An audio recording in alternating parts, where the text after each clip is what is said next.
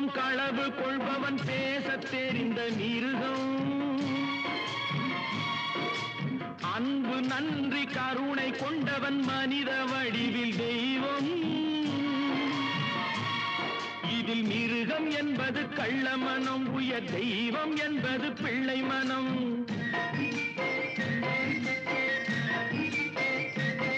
இந்த 6 கட்டளை அறிந்த மனது ஆண்டவன் வாழும் வெள்ளை மனம், ஆண்டவன் வாழும் வெள்ளை மனம்.